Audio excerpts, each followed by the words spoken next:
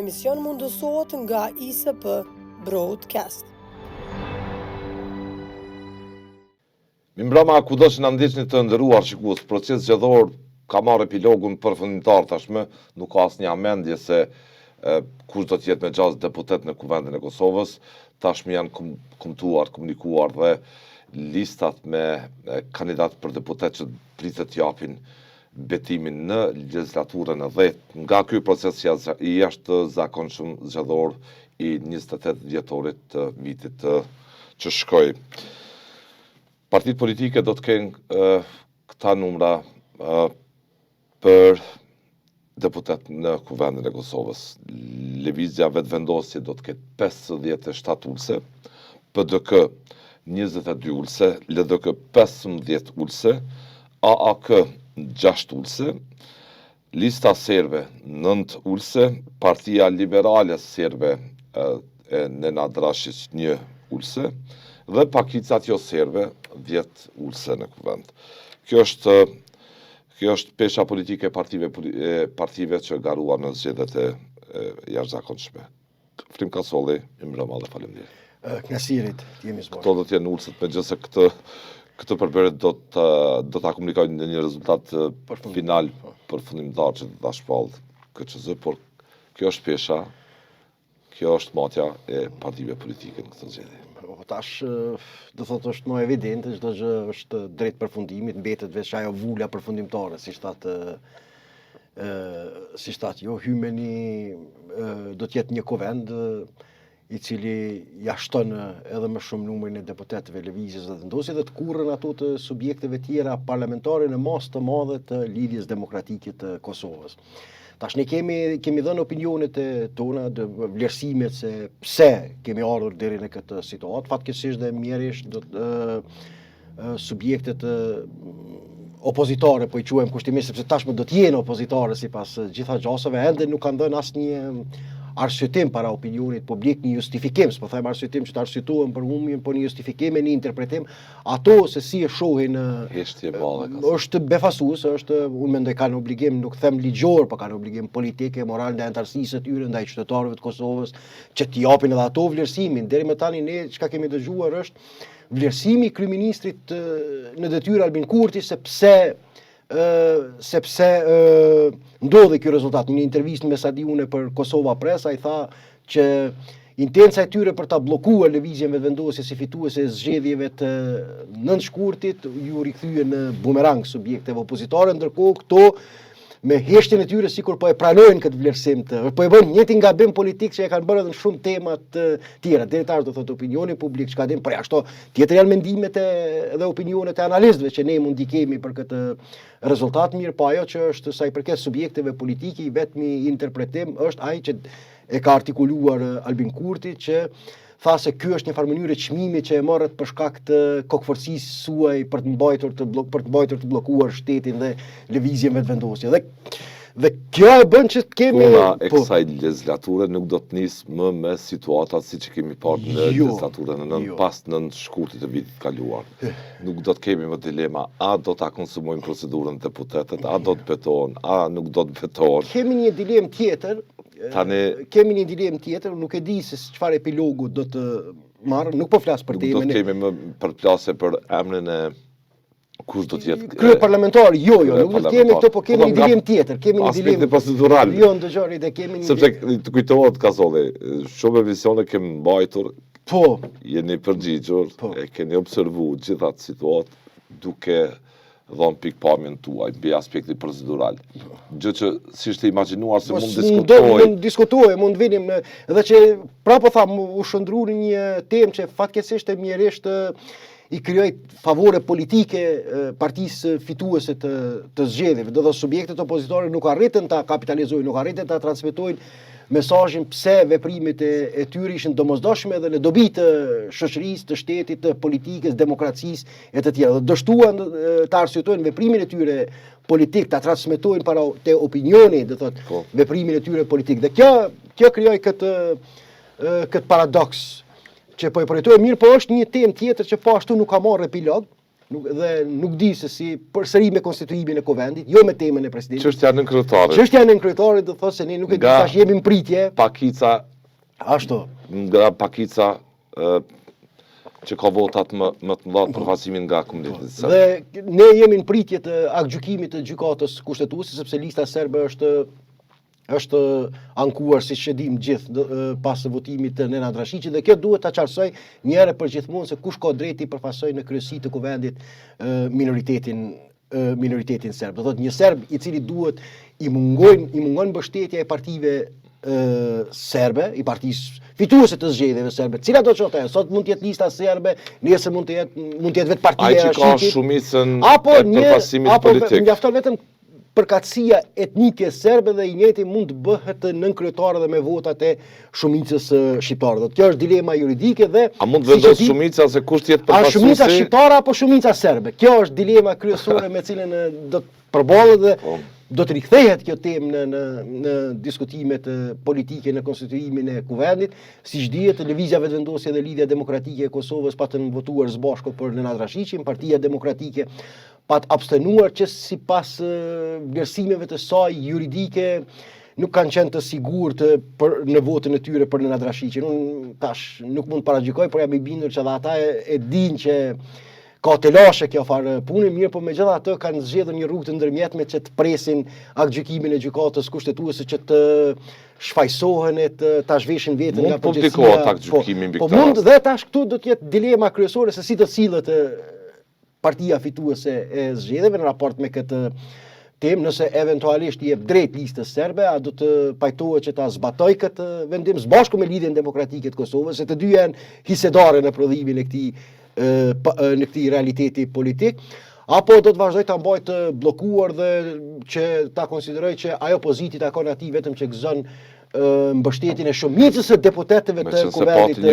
Kosovës. Siç e tha dhe jo ka sollën e kuvend, i cili u shpreh edhe nga ana e LDK-s me votën e saj për të zgjedhur Nenad Rashiqin në kryetarin e kuvendit. Me gjithë dilema, shqetësimet që kishte edhe komuniteti ndërkombëtar se shumica nuk mund vendos se kush mund ta përfaqësoj pakicën në pozitën në kryetarin e kuvendit. Tjerat një votim ndodhi. Po realisht nëse kemi parë reagimet edhe sjelljet e veprimet e partnerëve ndërkombëtar, most modhe kanë qenë thuajse indiferent, po shprehem, nuk po gjej një term tjetër, kanë qenë indiferent sa i përket zhvillimeve politike në pjesën shqiptare. Në pjesën shqiptare. Kanë bërë thirrje për konstituim të kuvendit, për mos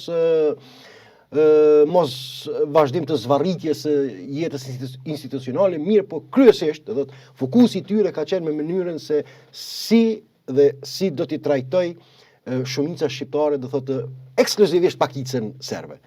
Këtë reagimet e Bashkisë Ndërkombëtare, dhe të ambasadës amerikane, dhe të vendeve tjera partnere në këtë fazë, do thotë, kanë qenë të fokusuara në most madhe në këtë temë. Dhe ne do thotë është e vërtet kjo edhe disa pasoja ndërkombëtare që i pat shteti i Kosovës, sa i përket ndërprerjes së dialogu strategjik e tjera, janë të lidhura jo me mungesën e demokratizimit në pjesën shqiptare. Nuk kanë të bëjnë me këtë, thotë se me mënyrën se nuk është sjell mirë pushteti në raport me shqiptarët, me korrupsionin e tjera, s'kanë asgjë të bëjnë me zhvillimet në taborin e shumicës shqiptare, po janë të lidhura kryesisht me që sipas tyre mesazhin e gabuar që e ka dërguar shumica shqiptare në raport me trajtimin dhe akomodimin institucional të komunitetit serb. Dhe kjo është arsye që e bën këtë temë të ndjeshme, konstituimin e kuvendit në raport, që e bën të ndjeshme në raport me këtë çështje për shkak sepse këtu nuk kemi të bëjmë vetëm me komunitetin serb si të tillë, per se apo kupton, por është në pyetje edhe raporti i Kosovës me Bashkinë Ndërkombëtare. Pra është zinxhirore kjo far teme dhe do ta kurzojnë në farë mënyre pozicionin e Kosovës në raport me aleatët e saj ndërkombëtare. Si do të reagojë shumica tash? Prapë tha nuk e di. Po nuk u publikua ky aktgjykim. Para konstituimit kuvendit. Po nuk u publikua ky, po mase do të veprojë njëjtë. Do të veprojë njëjtë. Mirë, po nëse aktgjykimi i gjykatës kushtetuese a do të përdoret më pastaj si shfaqsim nga shumica, sidomos nga Lëvizja Vetëvendosje, do të ta respektoj atë për të justifikohet politikisht që është sistemi juridik i kapur që nuk po ja mundson këtij subjekti politik ta çliroj plotësisht shtetin nga ndikimi i listës serbe. E ka thënë kur. E ka thënë dhe a do ta përdorë përsëri të njëjtën retorik politike që do ta zbatojnë në aspektin juridik, që në rregull është, në aspektin juridik e zbaton, nuk krijon pasoja juridike në vend, është konform detyrimeve kushtetuese, por që e përdor si narracion politik për të justifikuar para mbështetësve të tij që ja fatkeqësisht është peng një trashëgimie të gabuar politike e cila derivon prej projektit të Ahtisarit i inkorporuar në Kushtetutën e Kosovës dhe se si ka pas drejt kur i ka kundërshtuar atëherë këto projekte për Kosovën nga se ja si po vrehen efektet kur ky po e bën të pamundurën ta çliroj politikën në Prishtinë nga ndikimi i Beogradit, me lista serbe është instrumenti i Beogradit, është i penalizuar për shkak të kësaj trashëgimie politike dhe juridike që e ka në tavolinë. Por është që do të përdoret politikisht nëse edhe zbatohet vendimi atë. Dy skenaret. Po vendosi gjykata ta komunikoj aktgjykimin për rastin e listës serbe para se të konstituohet kuvendi, zoti Kurti ka arsyen para votuesit vet. Para votuesit. Sipas jush të thotë se unë jam peng i kësaj trashëgimie. Jo vetëm këtë, më keni pas që më kanë penguar edhe në tema tjera për ta çliruar përfundimisht sistemin nga regjimi i vjetër, nga deep state që ende vazhdojnë ta kontrollojnë me adresimin e gjykatë kushtetuese të shumë lëndëve të ligjeve. Ky do të jetë thënia arsyetimi. Unë besoj ky do të jetë arsyetimi politik që ta kënaq që ta kënaq bazën e tij elektorale, që se si është vazhdon të mbetet viktim, vazhdon të jetë peng i gabimeve që janë bërë në të kaluar dhe tash për të mos rrezikuar diçka më shumë, ky mbas është i obliguar juridikisht ta zbatoj këtë vendim, por që nuk do të rresht asnjëherë së luftuari politikisht ta shkleroj njëherë përfundimisht Kosovën që ta bëj mirëfilli sovrane dhe që politika e saj të mos jetë peng e kësaj trashëgimie të gabuar. Skenari tjetër të përsërisim votën për Nenad Adrashic që të zgjidhet nën kryetar. Po që të vazhdohet atëherë me shkelje, që të kemi një kuvend i cili konstituohet mbi shkelje kushtetuese, mirëpo ai do të krijonte edhe një krizë shumë më të madhe, dhe ne po i shohim edhe presionet, nuk janë të rastishme as presionet dhe as thirrjet e vazhdueshme të bashkisë ndërkombëtare, sepse cila ka qenë arsyeja kryesore e thirrjeve të vazhdueshme të bashkisë ndërkombëtare për krijuar një adresë legjitime në raport me një adresë legjitime në Kosovë. Nuk thojnë ata nuk e kanë zemrimin për listën serbe, tek populli serb. Tek populli serb. Ndaj të cilit shumica shqiptare po përpiqet por votat ta minoj përfaqësimin e tyre politik. Asnjë përfaqësues diplomatik thuaj se nuk ka reaguar, nuk ka qenë kritik në mas të madhe, po e zëm nga përdorimi i pozitave të dyfishta politike që e kishte konsideruar si jo ligjore dhe antikushtetuese gjykata supreme nga përfaqësues të ekzekutivit që mbanin edhe pozita në legjislativë. Kanë qenë prapë jo indiferent, mirë, po më tërhequr në raport. Këto janë probleme të shoqërisë suaj. Do thotë ju vendosni a do zbaton ligjin apo jo? Ju vendosni, kryesisht ata janë të fokusuar në këtë temë, në drejtat në vazhdimin e mbrojtjes së komunitetit serb nga presionet e këtilla politike për përfitime elektorale, dhe nëse Kuvendi i Kosovës vendos që përkundër aktgjykimit të gjykatës kushtetuese ta konstituoj kuvend, ta konstituoj vetveten në kundërshtim me detyrimet që në kryetarit të jetë i shumicës fituese serbe, unë shoh do thotë edhe presione më të mëdha për Kosovën, edhe rreziqe shumë më të mëdha. Po skenari i tretë ka solli. Edhe rreziqe shumë më të mëdha për Kosovën, kuptimin e telasheve që të dalin me partnerët ndërkombëtar.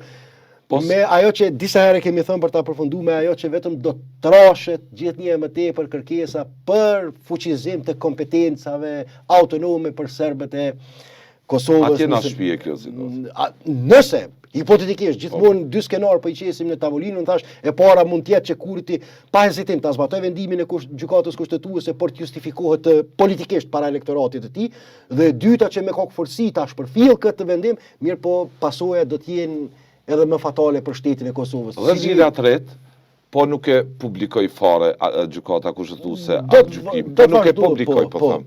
Do ta kemi një seancë konstituive pa aktgjykim të gjykatës kushtetuese dhe Kështu do t'jetë më e lehtë mbas të veprojë siç ka vepruar. Jo, në këtë situatë unë jam i bindur që nëse nuk ka gjykim të publikuar, këta do shkojnë me Nenad Rashiqin, mirë po dhe pas të publikohet vendimi, kuvendi është i detyruar që ta rikthej procedurën. Metaforikisht po përdorin krahasim me rastin Pacolli, kur kuvendi kishte bërë shkelje në zgjedhjen e kryetarit duke i përfill procedurat. Në të njëjtën mënyrë është i detyruar që ta rikthej procedurën e zgjedhjes nën kryetarit serb, sepse ai i cili e gëzon pozitën, nëse po e zom eventualisht edhe hipotetikisht është Nenad Rashiqi, është një pozitë e cila është fituar në kundërshtim me detyrimet dhe me normat kushtetuese të vendit. Kështu që nuk ka betejë votash kjo. Është betejë votash mbase nuk është që nuk i është shpërblyer, nuk është se nuk i është shpërblyer, nuk është se nuk ka përfituar politikisht Albin Kurti nga ky narracion, nga ky insistim, do thotë dy kanë qenë temat kryesore në këtë drejtim, tjera janë këtu në pjesën shqiptare. Betejë që është zhvilluar në KQZ-n most madhe nga eksponentët e vetëvendosjes që në mënyrë të vazhdueshme të transmetohet mesazhe se si të njëjtit po e bëjnë të pamundurën që ta decertifikojnë listën serbe, por që edhe aty arsyetimi është përdorur se si parti tjera shqiptare nuk e kanë guximin dhe vullnetin e saj për ta jetësuar deri në fund këtë mision dhe kjo në kuvendin e Kosovës. Pra ka shumë ne i dim, në thotë i kemi përjetuar e jetuar këto debate politike, kryesisht mbi këto dy tema kryesore është kanalizu debati publik në raport me listën serbe, e cila u pa që nuk i është rikthyer në benefite elektorale lëvizjes vetëvendosje. Krahas temave tjera, të mirë me vesh. Janë edhe faktorë tjerë që kanë ndikuar në këtë rezultat, mirë po edhe kjo është njëra prej tyre që e ka ndikuar në emocionet kolektive të pjesës duke mirëmbajtur këtë retorikë të mbi shtirimin e veriut, mbi sovranizimin dhe kryesorja do të thotë me minimin e ndikimit politik të këtij subjekti i cili konsiderohet instrumenti drejt për drejt i ambicjeve hegemonike të Beogradit në mbi territorin e Kosovës. Interesant, gjithë ky debat pritet po mirëmbahet në mjet publike. Në të njëjtën kohë kur dalin lajme edhe për takime sekrete të zonës Kusare i Lila në Zvicër bashkë me të tjerët që ishte një projekt zviceran atje për të takuar politikanët e Kosovës dhe Serbisë, por shihet një foto në vizualizimin e një buzëqeshje njëherë pasi ndodhi sulmi terrorist i Banjskës me 24 shtator 2023 dhe ju tha që ky takim, kjo pamje e liderëve të Kosovës, e udhëheqësve të Kosovës, e përfaqësuesve të Kosovës me serb e legjitimon sulmin e Serbisë ndaj Kosovës.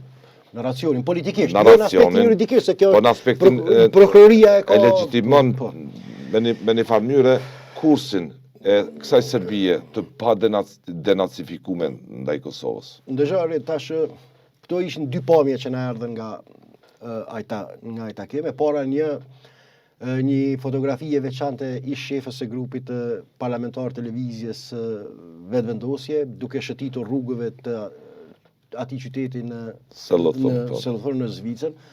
Do thotë unë nga kurreshtja hyra shpejt të lexoj biografinë politike dhe profesionale të partnerës, po e quaj kështu kushtimisht, të Mimoza Kusarit. Është interesante, ajo është psikiatre me profesion, ish shefe e zyrës për Kosovë dhe Metoi dhe ish e bija e njërit prej mjekëve dhe psikiatrëve dhe neurologëve më të njohur serb, por nga Kroacia, që i njëjti sipas dhënave që i gjeta, madje kishte akuzë se si gjatë kohës ai ka ushtruar profesionin e mjekut në Shibenik, ka përjetuar një lloj kënaqësie perverse duke i trajtuar me elektroshok pacientët kroat, veçanërisht gratë kroate. Në fund të viteve 80-ta dhe në fillim të viteve 90-ta të shekullit të kaluar, ai është njëra prej fytyrave më reprezentative të nacionalizmit serb, duke tentuar që me teori psikologjike ta justifikoj racizmin dhe shovenizmin serb për dominu mbi shqiptarët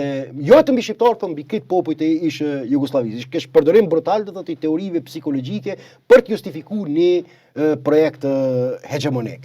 Dhe kjo më bëri përshtypje se edhe nëse takimi ka qenë i domosdoshëm të mbahet për shkak të aranxhimeve ndërkombëtare, por biseda e relaksuar ndërmjet Mimoza Kusarit me një përfaqësuese të një familje të spikatër nacionaliste dhe hegemoniste serbe ishte pak problematike. Në këtë drejtim, kjo është arsyeja pse reagova, nga se të njëjtit po e konsiderojnë turp të takohen me përfaqësues të partive politike shqiptare, por me lehtësi të padurueshme shëtisin rrugëve të perëndimit me personat e këtillë që në gjenealogjinë në sfondin e tyre biografik kanë pasur, kanë qenë, jo vetëm që kanë qenë materializues kështu vullgar, por projektues konceptual e legjitimues të shovinizmit e racizmit të serb. Kjo është Si mundohet një takim në anën tjetër kur Kosova sulmua.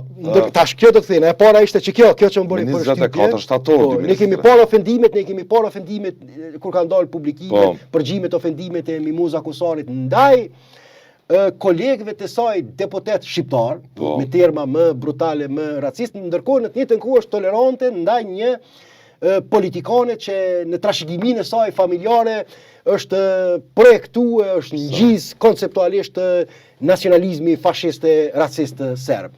Dhe tek takimi që sapo e përmendëm, ajo që reagova ishte nga se ky takim ishte mbajtur një muaj pas sulmit në Bajnsk. Një muaj pas atij sulmi paramilitar dhe kishte prezente edhe përfaqësues të listës serbe, po ashtu edhe të shtetit serb, e që edhe dhënat e prokurisë për atë kohë dihej që mbrapa atij sulmin edhe qëndronte Serbia. Kjo është e para, do thotë Serbia nëpërmjet atij sulmi e ka dhunuar drejt për drejt zotimin e saj sa i përket marrëveshjes së Brukselit dhe aneksit të Ohrit, për cilin është pajtuar edhe qeveria e Kosovës. Nga se tekstualisht në paragrafin e parë thuhet të dy vendet zotohen që gjitha mosmarrëveshjet e tyre t'i zgjedhin në mënyrë paqësorë. Dhe ky sulm e dhunon parimin kryesor të kësaj dakordance politike ndërmjet Kosovës dhe Serbisë të mbështetur nga Bashkimi Evropian. Tjetra, palët janë pajtuar po ashtu për një amnisti të serbëve. Është e vërtetë që pastaj këto duhet të finalizohen në Bruksel, nga se takimet këtilla janë të karakterit jo formal, por këto e kryejnë klimën dhe i japin indicit se nga do të shkojë procesi i normalizimit të raporteve ndërmjet zyrtarëve kryesor të dy shteteve në Bruksel. Janë pajtuar dhe e treta që është më skandaloze, që policia e Kosovës, njësitë speciale duhet të tërhiqen në funksion të tensionimit të situatës. Pra, kjo ka krijuar përshtypjen që burimi i tensioneve pas ka qenë prezenca njësi speciale të Kosovës. Prandaj edhe ajo duhet të tërhiqet dhe të amnistohen ata që kanë kryer sulme, që kanë kryer, ta përfundojmë, që kanë kryer sulme mbi rendin republikan dhe shtetëror, sepse të njëjtit janë provokuar nga prezenca e njësive speciale të policisë së Kosovës. Dhe kjo e legjitimante politikisht narracionin serb sepse ka probleme në pjesën veriore. Pra probleme në pjesën veriore ka për shkak se ka prezencë të njësisë speciale, prandaj të njëjtit duhet të largohen nga ajo pjesë dhe të amnistohen ata të cilat me veprimet e tyre e kanë shkelur rendin ligjor dhe republikan të Kosovës. Dhe duhet ta citojmë edhe zonin Kusarit, me qenë se ju referuam asaj fotoje me Sandra Rashković Ivić, një tashkimtare, një mensie të pa denacifikume, po them kështu. Absolutisht, krijues, dhe krijues. Për ta përfunduar edhe Radovan Karadžići, njëri prej eksponentëve kryesor të genocidit në Bosnjë-Hercegovinë kundër popullsisë civile, me rastin e vdekjes së babait të Sandra Rashković Ivić, ka deklaruar se ai ka qenë idoli i tij politik e shpirtëror e profesional. Do të thotë e qartë për çka kemi të bëjmë, dhe ajo shëtitje relaksuese me anëtarët të një familje të këtillë për mua është skandaloze, më shumë se sa vetë takimi ndërmjet delegacione. E pa spjegueshme, e pa akceptueshme, kjo tolerancë e saj ndaj një eksponente të një familje të lidhur me mentalitetin genocidial të Serbisë dhe intolerante ndaj homologëve të saj shqiptar në kuvendin e Kosovës. Zonja Kusari në reagimin e saj të djeshëm tha: qytetarë nderuar, ju siguroj se në diskutimet ku kemi marrë pjesë, unë dhe kolegja ime Fitore Pacolli kemi përfaqësuar dhe mbrojtur qëndrimet zyrtare dhe publike të qeverisë së Republikës së Kosovës. Aludimet dhe pretendimet se në këto takime janë marrë vendimin në fshehtësi apo si janë arritur marrëveshje jashtë syve të publikut janë të pavërteta. Kjo nuk flet për fotografinë që i është bërë publik duke shetitur rrugëve të Selloturnit, por flet për një aspekt tema që janë diskutuar atë që kanë filluar nga viti 2010 me një projekt. Nuk është e vërtet që qëndrimi zyrtar deri më tani i qeverisë së Republikës së Kosovës ka qenë amnistimi i serbëve të veriut. Përkundrazi të njëjtit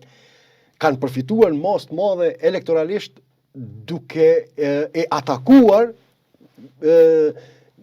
një tesë pas cilës ish presidenti Hashim Thaçi po përgatitej që t'i amnistonte ata të cilët kishin kryer vepra penale kriminale në Republikën e Kosovës. Pra, unë asnjëherë nuk e kam dëgjuar që Republika e Kosovës, kryeministri Albin Kurti ka pas qëndrim zyrtar se duhet të amnistohen serbët e veriut. Dhe kjo e para është e pavërtetë se është qëndrim zyrtar.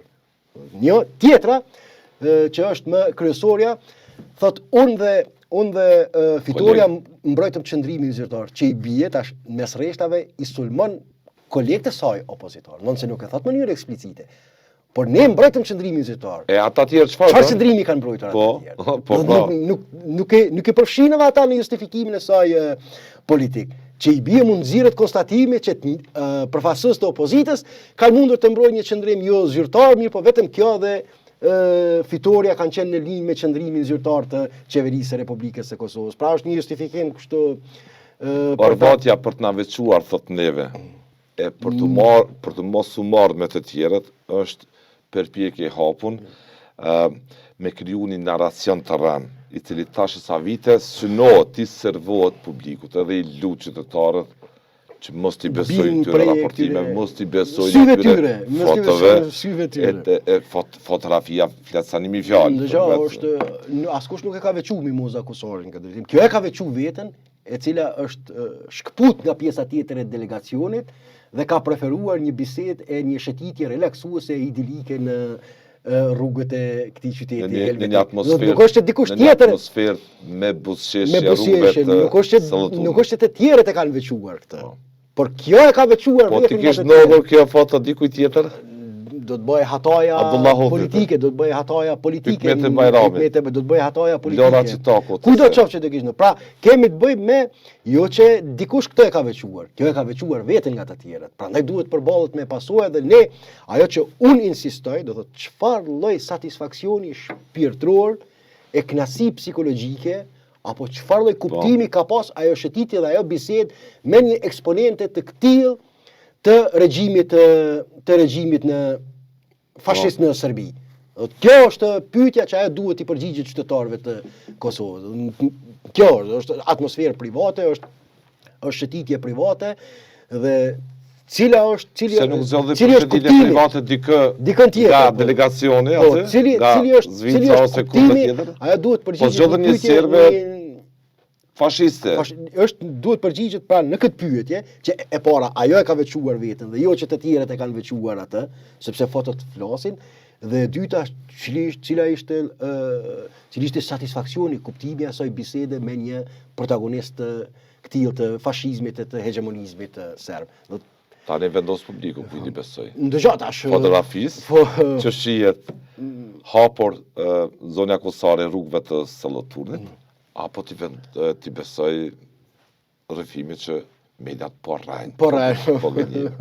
Nuk e mohon takimin, takimin jo, por ajo insiston në dy arsyetime. E para që formatet këtilla të bisedave nuk është as hera e fundit as e para që organizohen, mirë po është hera e parë që organizohen pas një sulmi paramilitar mbi territorin e Kosovës, ku kishte rënë dëshmor dhe hero Afrim Bunjaku në mbrojtje të tij, në mbrojtje të një sulmi të organizuar sipas vetë qëndrimit zyrtar televizjes dhe vendosje nga lista serbe. Njerëz të listës serbe kanë qenë të involvuar në atë sulm dhe në takim ishte prezent përfaqësuesi i listës serbe dhe të sponsorizuar e të mbështetur në aspektin logjistik nga Republika e Serbisë. Kjo është specifike sa i përket këtij takimi. Sa i përket i takimit, kjo është specifike koha kur ka ndodhur, çka ka ndodhur do thotë Në Kosovë. në Kosovë brenda këtij harku kohor dhe pajtimi formal, sepse unë e di që ajo nuk e ka karakterin e marrëveshjes imperative, se të njëjtat bëhen në Bruksel. Pajtimi formal për amnistimin e serbëve të veriut, të cilët jo, nëse në bëhet fjala për amnistimin e serbëve që kanë vjedhur në një supermarket, të kemi të qartë, por fjala është për amnistimin e atyre që kanë qenë të përfshirë në sulme të vazhdueshme mbi institucionet e Republikës së Kosovës.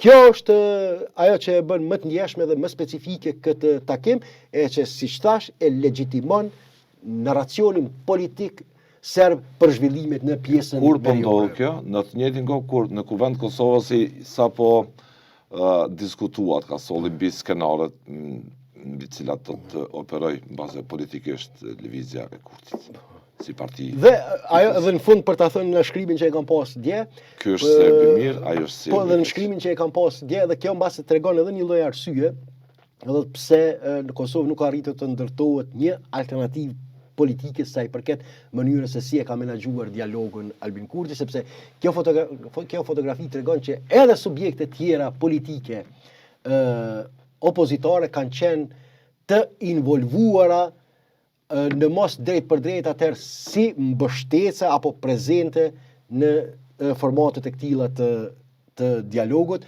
dhe nxjerr në dritë një paradoks që neve na u dok, sepse po fillimisht kur gazeta zvicrane bëri ditur se në një takim të tillë kish pasur një bisedë relaksuese ndërmjet Gjuriqit dhe Bisnik Bislimit, dhe ne u habetëm për mbiheshtjen e partive opozitare sa i përket skandaleve të këtilla publike. Por kjo tregon pse edhe subjekte tjera politike nuk kanë qenë në gjendje ta ndërtojnë një alternativë tjetër kritike në raport me pushtetin mbi temën kryesore të dialogut. Dhe mos harro, kemi edhe vlerësime sipas ekspertëve të njohur ndërkombëtar, analistit të njohur German Weber, i cili thotë që marrëveshja e baze Brukselit dhe aneksi i zbatimit në Ohrid është edhe më i dëmshëm, e thot tekstualisht, se sa eventualisht edhe këmbimi i territoreve. Weber dhe. Po, e ki në një intervistë për Mediumin. Po. Dhe përkundrazi, do thot, më shumë me këtë temë janë marrë analistët përsëri në studio televizive, mirë, por nuk kemi një qëndrim të qartë të subjekteve, një qëndrim zyrtar të subjekteve opozitare në raport me këtë temë. Ka solli. Se ndërkohë po shikoj ato që ka ndodhur gjëra në funksion të mirëmbajtjes së kësaj teme. Sot është edhe një përvjetor i rëndësishëm. Bën 18 vjet nga koalicioni i parë PDK, po them LDK, sepse ishte një koalicion në vitin 2003 kur qeverisi Kosovën Bajram Rexhepi ishte kryeministri i parë. Së më ta them para se Kosova të bëjë shtet, por tashmë kemi koalicionin e parë në dritë të këtij përvjetori, po them që po diskutojmë, është koalicioni i parë i cili në zërat brenda LDK-s shihet se e ka gryer LDK gradualisht deri në këtë masa zbret në këtë përqindje që pat në zgjedhjet e 28 dhjetorit. Betejë e madhe gjithë ka qenë përplasja PDK-LDK, ka pas lufta këtej. Është shtrati i mensisë, nëse më ta them ashtu, i kësaj politike, i trashëgimtarëve ty në tjera. Por unë dëgjova dhe para se të vinë në studio disa vlerësime mbi gabimet që i ka bërë Lidhja Demokratike e Kosovës në të kaluarën. Njëra prej tyre do thotë ishte votimi për presidenti, ish kryetarit të Partisë Demokratike të Kosovës, ish kryeministri Hashim Thaçi. Por nëse i shohim elektoralisht, ajo që mua më intereson, do thotë Lidhja Demokratike e Kosovës nuk është që ka psuar trondje të mëdha elektorale nga koalicioni me Partinë Demokratike të Kosovës. Merre numrin e votave, e votave kur ka bërë një koalicion të tillë, me që referove, sot është 18 vetori, kur ka bërë një koalicion të tillë, dhe sa ka dalur me vota pas atij koalicioni. Do Lidhja Demokratike e Kosovës në mas të madhe është dëmtuar nga afrimi me lëvizjen vetëvendosje. Do në këtë drejtim Albin Kurti ka arritur që tregohet një lojtar i shkath, që t'ja rrëmbej një pjesë të rëndësishme të elektoratit për shkak të afërsisë që kishte ndërtuar ndër vite me Vjosa Osmanin dhe të shfaqen në opinion publik si shpresa e vetme për ndryshime në këtë vend, por që po pengohen edhe nga përfaqësuesit e vjetër të lidhjes demokratike të Kosovës. Kjo më pastaj rezultoi në humbjen e jashtëzakonshme të këtij subjekti politik, sepse lidhja demokratike e Kosovës nuk ka humbur vota kur ka bashkëqeverisur me Partinë Demokratike të Kosovës, LDK ka humbur vota 2 herë shumë. Në vitin 2004-2007 kur ka bashkëqeverisur me Aleancën Paramërinë e Kosovës, që ndoli e ndar më pastaj për shkak tensioneve me tashmë të ndjerin akademik në Gjadaci dhe herën e dytë si kuvendi karike dhe herën e dytë pas tensioneve që u krijuan pas bashkëqeverisjes me Albin Kurtin, për atë që ndodhi dihet nga gjithë shkarkimi i tij dhe më pastaj dalja e Vjosa Osmanit nga lidhja demokratike. Pra janë këto dy dalje të mëdha, këto dy skizma të mëdha që kanë ndikuar në kurrjen masive elektorale të lidhjes demokratike të Kosovës. Historia dhe dhënat e KQZ-s e thojnë këtë. Ndërkohë interpretimet për nevoja ditore politike që mund t'i kenë zyrtarët e këtij subjekti politik për të justifikuar tash për mungesën e suksesit të tyre dhe në këto zgjedhje është çështje tjetër, ata mund ta kënaqin veten në këtë drejtim, por të shpjegimet e këtilla bien në kundërshtim siç thash me dhënat zyrtare të Komisionit Qendror të Zgjedhjeve, të cilët ndodhen në arkivat e detyruar. Humbjet e mëdha janë përjetuar ndërmjet vitit 2004-2007, nga e cila më kurrë ky subjekt politik nuk ka arritur ta rimarrë veten, dhe në atë koalicion as nuk ka qenë Partia Demokratike e Kosovës, ka qenë Aleanca me kryeministër fillimisht Ramosh Haradinaj, pastaj dihet Bajram Kosumi, Agim Qeku e tjerë, dhe herën në atë që ndodhi në vitin 2020 me koalicionin me Lëvizjen Vetëvendosje. Pra këto janë dy goditje të mëdha që i ka marrë ky subjekt politik. Përkundrazi kur Lidhja Demokratike e Kosovës kishte bashkëqeverisur me PDK-n, kur e kishin shkarkuar Isa Mustafën, kishte marrë vota më shumë se sa Partia Demokratike e Kosovës. Pra ka përfituar nga koalicioni me Partinë Demokratike të Kosovës. Nëse shes renditjen e partive politike në atë kohë, e para ka dalë Lëvizja Vetëvendosje, e dyta ka dalë Lidhja Demokratike e Kosovës, e treta ka dalë Partia Demokratike e Kosovës. Pra LDK është ngritur në bashkëpunim me PDK-n dhe jo që është të kurrë elektorale. Deputeti në pritje që ta marrë mandatin, Besian Mustafa. Mbase e ka nga mungesa e informacioneve. Si është deputet mos. Po ndërsa tash nuk duhet hyj të spekuloj, ose nga nevoja për gjetur një justifikim momental për situatën e pakëndshme në cilën ndodhet ky subjekt politik, gjë që kjo nuk i kontribon atyre ta adresojnë si duhet problemin, nga se të njëjtit duhet ta shohin gabimet e kësaj faze se si është menaxhuar Lidhja Demokratike e Kosovës. Unë kam thënë disa herë që të njëjtit e kanë humbur ritmin me Albin Kurti në raport me shtresa të ndryshme të shoqërisë, veçanërisht me pjesën më dinamike dhe më vitale të kësaj shoqërie siç është rinia. Hulumtimet i kam përmendur këto të kryer nga shumë organizata. Është paradoksale që liderët e këtyre subjekteve, në këtë rast edhe të PDK-s, po edhe të Lidhjes Demokratike të Kosovës, ishin më afër moshës biologjike të këtij kontingjenti të këtij kontingjenti elektoral, mirë po që i njëjti kishte preferenca më të mëdha për leadershipin e Albin Kurtit. Prandaj ata në këtë drejtim është më mirë ta shohin veten ku kanë çaluar nga mungesa e kontakteve me realitetin politik sot, se sa të kërkojnë fajtor kujdestar dikon para 10 vjet apo 15 vjet ku pas kanë gabuar që tashmë ju hakmor politikisht. Atëherë përqindja ishte 34% në zgjedhjet e nëntorit që u mbajtën në 2007. 34% për PDK-n. 24 me të cilën drejton, po 23% kishte. Dhe duhet të shihet cili ishte rezultati pas zgjedhjeve që pasuan pas atyre të vitit të 2007. Dhe nuk ka rëmje të Lidhjes Demokratike të Kosovës. Po ashtu edhe në koalicion me Partinë Demokratike të Kosovës, kur kryeministri ishte Isa Mustafa. Është interesant që të shihen këto dhëna nga KQZ-ja. Sa vota i kishte Lidhja Demokratike e Kosovës para nënshkrimit të koalicionit dhe sa vota i kishte pasi u prish ai koalicion. LDK-ja ka dalë më e fortë se Partia Demokratike e Kosovës nga bashkëqeverisja me këtë subjekt politik.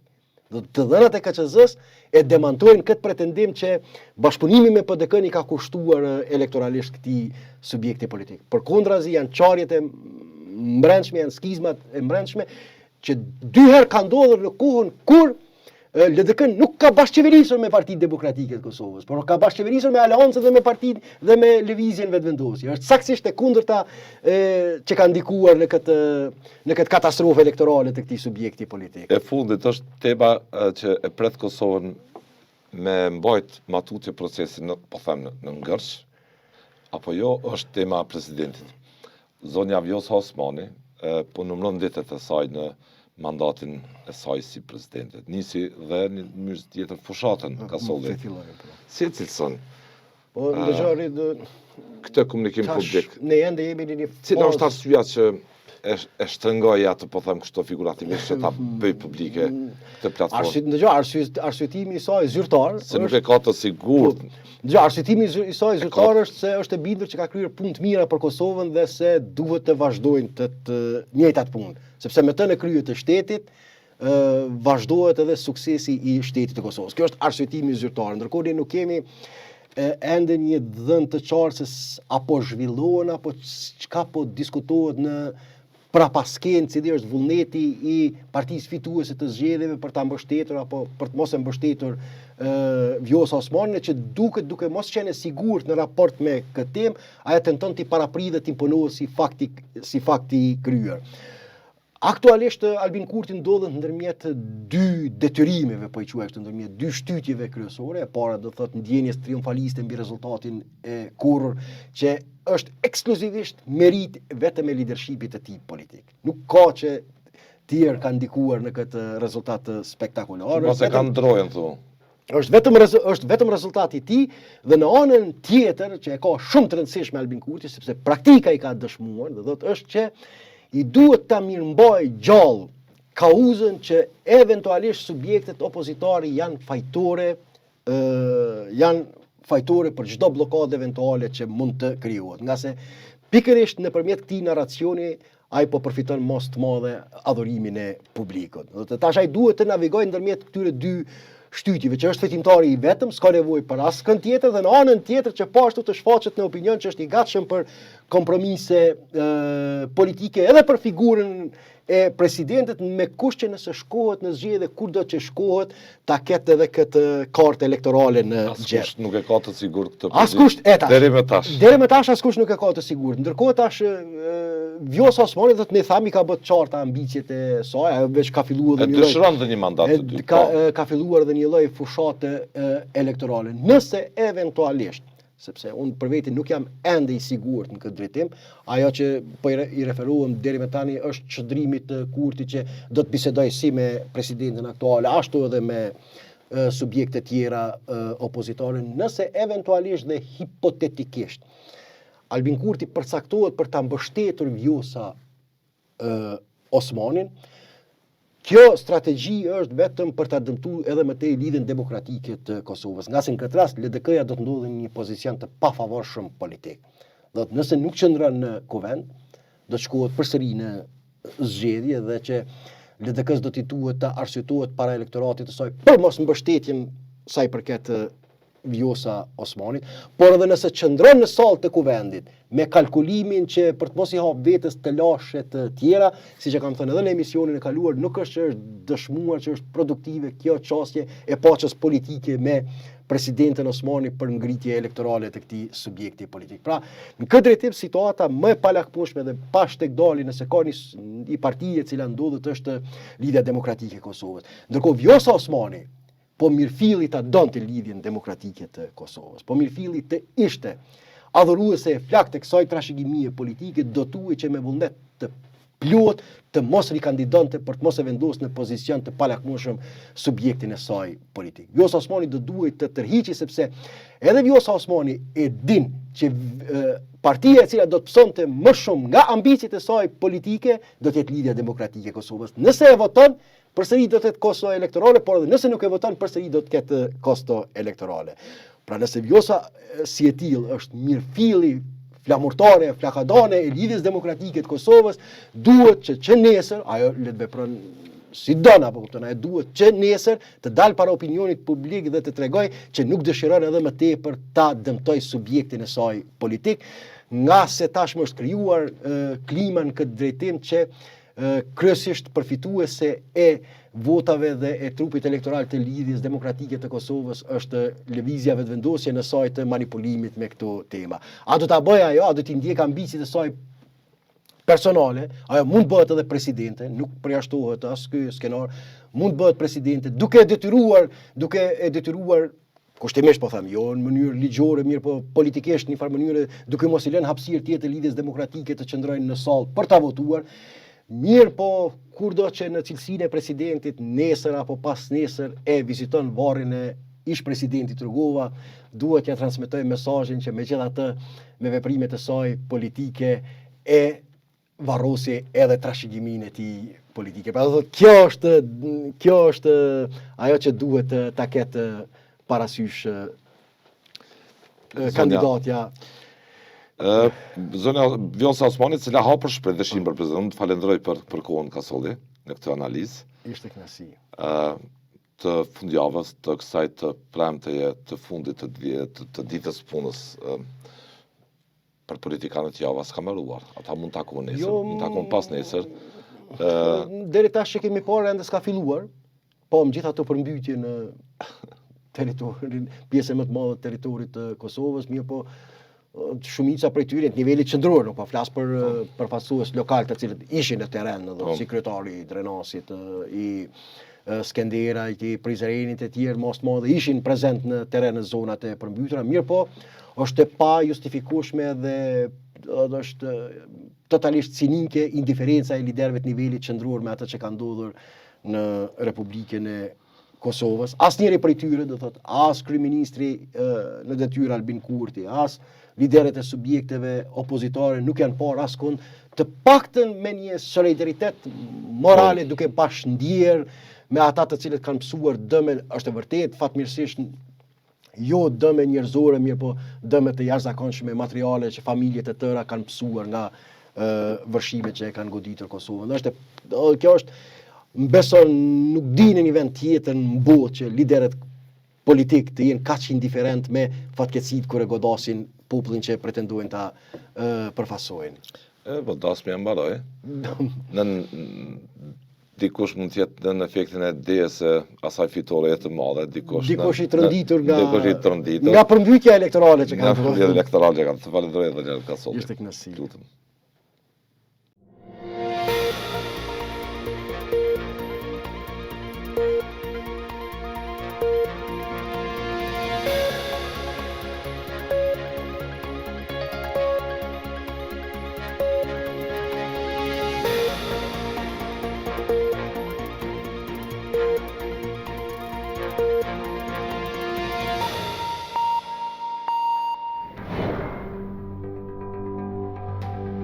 Ky emision mundësohet nga ISP Broadcast.